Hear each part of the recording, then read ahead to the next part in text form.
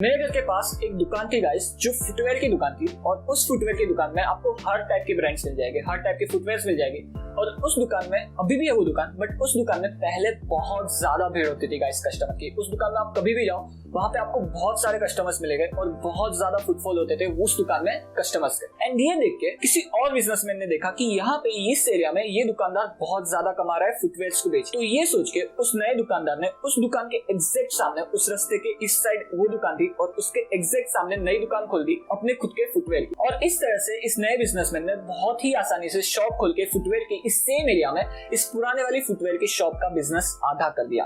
और इस तरह से ये सेम सिनेरियो प्ले आउट होता है स्टॉक मार्केट में भी, जहाँ पे स्टॉक मार्केट में भी बहुत सारी कंपनीज लिस्टेड है गाइस। और ये सारी कंपनीज अलग अलग सेक्टर एंड अलग अलग इंडस्ट्रीज से बिलोंग करती है। और अगर किसी इंडस्ट्री में बहुत ज्यादा बूम आने वाला है, अगर किसी सेक्टर में बहुत ज्यादा पैसा बनने वाला है, तो ये जो सारे बिजनेसमैन है वो चुप तो बैठेंगे नहीं, वो भी सोचेंगे कि क्यों ना हम इस पर्टिकुलर इंडस्ट्री में एक अपनी कंपनी डाल के इस कंपनी का जो प्रॉफिट है वो हमारे पास भी ले ले। और इसी वजह से ये पर्टिकुलर सेक्टर में बहुत ज्यादा कंपनीज हो जाती है, बहुत ज्यादा कंपटीशन हो जाती है। और इसी वजह से ये जो पूरा मार्केट है वो अलग अलग प्लेयर्स में बिक जाता है और कोई एक पर्टिकुलर कंपनी बहुत अच्छे से अपने प्रॉफिट एंड रेवेन्यू को कंसिस्टेंटली ग्रो नहीं कर पाती है। सो इसका सॉल्यूशन क्या है गाइस? इसका सॉल्यूशन ये है गाइस कि अगर कोई कंपनी अपने अराउंड, अपने बिजनेस के आजू बाजू एक ऐसा अच्छा मोड बना के रखे, जो मोड इस कंपनी के बिजनेस को किसी और प्लेयर से छीनने से बचा सके, तो ये कंपनी अपने प्रॉफिट एंड रेवेन्यू को कंसिस्टेंट बेसिस पे बढ़ा सकती है लॉन्ग टर्म। और अगर ये कंपनी अपने प्रॉफिट एंड रेवेन्यू को साल दर साल कंसिस्टेंटली बढ़ा रही है, तो इस कंपनी का स्टॉक प्राइस भी कंसिस्टेंटली कंपाउंडिंग रिटर्न आपको दे सकता है। सो आज के इस एपिसोड में गाइस हम मोड के बारे में बात करने वाले हैं, जो मोड किसी पर्टिकुलर कंपनी को अपने बिजनेस को स्प्रेड आउट होने से बचाता है और किसी कंपटीटर को अपने बिजनेस को छीनने नहीं देता।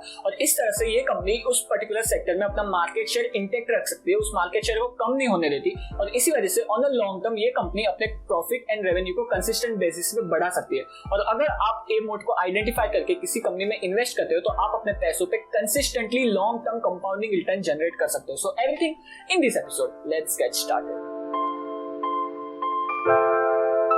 Hey guys, my name is Pratik. I hope you are doing well. And first of all, I want to let you know कि ये मोड क्या होता है। और अगर हम मोड को एक एग्जांपल के साथ समझे, तो लेट्स अज्यूम कि एक कैसल है और इस कैसल को प्रोटेक्ट करने के लिए इस कैसल के अराउंड एक बहुत ही लंबी एंड बहुत ही स्ट्रॉन्ग वॉल बना के रखी है, जो वॉल प्रोटेक्ट करती है अंदर के कैसल को। अगर बाहर से कोई अटैक करता है, तो ये अटैक वो वॉल खुद पे लेती है और अंदर के कैसल को प्रोटेक्ट करती है। और इसी तरह से ये कैसल के लिए ये जो वॉल है वो हो जाती है इस कैसल का मोट।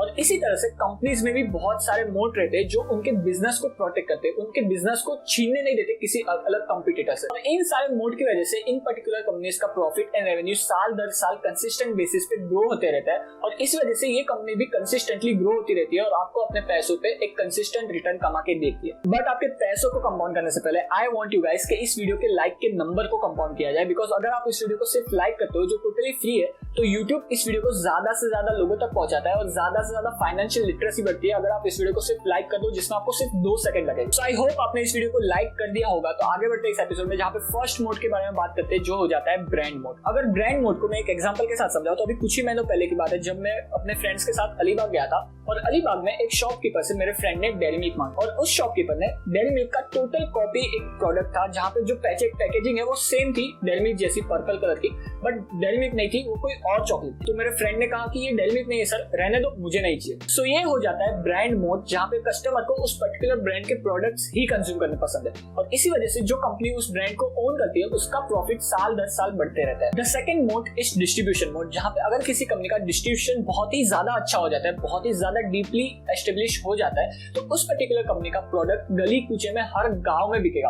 और इसी वजह से उस कंपनी का प्रॉफिट और रेवेन्यू भी कंसिस्टेंट बेसिस पे ग्रो होते रहेगा। इसका अगर हम एक एग्जांपल ले, तो हम HUL का एग्जांपल ले सकते हैं, जहाँ पे HUL के सारे प्रोडक्ट्स बहुत ही ज्यादा वेल डिस्ट्रीब्यूटेड है। और इसी वजह से HUL के सारे प्रोडक्ट्स हर गांव, हर शहर में, हर गली कूचे में मिल जाते हैं। The third type of mode is test, जहाँ पे अगर कोई कंपनी एक ऐसा पर्टिकुलर प्रोडक्ट बिल्ड कर देती है जिसका टेस्ट बहुत ही ज्यादा यूनिक है और कस्टमर्स को उसका टेस्ट बहुत ही ज्यादा पसंद है और कस्टमर्स को वही टेस्ट चाहिए, तो कंपनी का profit and revenue consistent basis पे ग्रो होते रहता है। यहाँ पे अगर हम एक एग्जांपल ले, तो कोका कोला का एग्जांपल ले सकते हैं, जिसका टेस्ट बहुत ही ज्यादा यूनिक है और इस टेस्ट को कोई और अदर ब्रांड रेप्लिकेट नहीं कर पाई है। और इसी वजह से कोका कोला अपने कंसिस्टेंट बेसिस पे प्रॉफिट एंड रेवेन्यू बढ़ाते रहती है। अनदर एग्जांपल इज मैगी, जहाँ पे मैगी 2 मिनट में बन जाती है और मैगी का टेस्ट बहुत ही ज्यादा यूनिक है और इसी वजह से कस्टमर्स मैगी को खरीदते रहते कहते हैं। बाय द वे मैगी को बनाने में भी 2 मिनट लग जाते हैं और इस वीडियो को लाइक करने में आपको 2 सेकंड भी नहीं लगेंगे, तो लाइक किए बिना मत जाना इस एपिसोड को। The fourth mode is network effect, जहां पे अगर हम एक एग्जांपल के साथ समझे तो व्हाट्सएप का एग्जांपल ले सकते हैं, जहां पे हमारे फ्रेंड्स, हमारी फैमिली, सारे लोग व्हाट्सएप यूज करते हैं, तो हमारे पास कोई अदर ऑप्शन रहता ही नहीं है। अगर हम हमारे सारे लोग व्हाट्सएप यूज करते हैं तो हमें भी व्हाट्सएप पे ही उन लोगों से बात करनी पड़ेगी।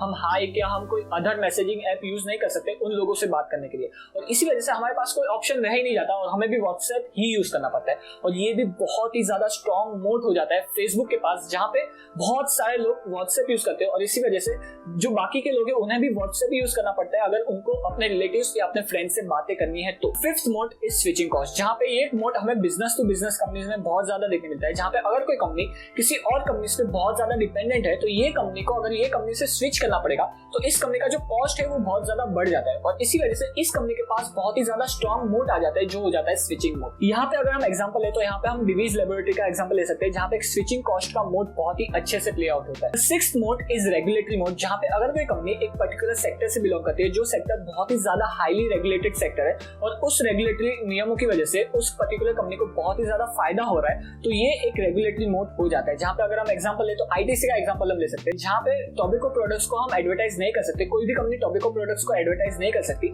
Same goes for alcohol products as well. और यहाँ पे जो पहले से वेल एस्टेब्लिश्ड ब्रांड्स है वही बिकते रहते हैं साल दर साल, और इसी वजह से आईटीसी का 70% के आसपास का मार्केट शेयर है सिगरेट में, और इसी वजह से आईटीसी बहुत ही तगड़ा प्रॉफिट कमाती है सिगरेट सेगमेंट से। The seventh mode is technical know how, जहाँ पे अगर कोई कंपनी एक पर्टिकुलर प्रोडक्ट में मास्टरी हासिल कर देती है और उस प्रोडक्ट को वो बहुत ही ज्यादा टॉप क्वालिटी के साथ बना सकती है, जो अदर बिजनेसेस रहते हैं वो इस पर्टिकुलर कंपनी से ही वो पर्टिकुलर प्रोडक्ट खरीदने का पसंद करते हैं, और इसी वजह से ये पर्टिकुलर कंपनी के प्रॉफिट साल दर साल कंसिस्टेंट बेसिस पे बढ़ते ही रहते हैं। यहाँ पे अगर हम एग्जांपल ले तो हम नवीन फ्लोरिंग का एग्जांपल ले सकते हैं, जहाँ पे फ्लोरिंग इंडस्ट्री में ये कंपनी मास्टर है। ऐसी कौन सी कंपनी है आपके माइंड में जो आपको लगता है अपने बिजनेस में बहुत ही अच्छा स्ट्रॉन्ग मोड रखती है? आप मुझे कमेंट सेक्शन में बता सकते हो। On that note guys, thank you to be with me in this episode. अगर आपको ये एपिसोड पसंद आया तो लाइक किए बिना मत जाना एंड सब्सक्राइब कर दो मेरे चैनल को, बिकॉज मैं आप सबके लिए ऐसे ही stock market, money market, finance और पैसों के बारे में वीडियोस लाता रहता हूं। सब्सक्राइब किए बिना जाना। मैं आपसे मिलता हूं ऐसे किसी नए एपिसोड में, तब तक के लिए गुड बाय।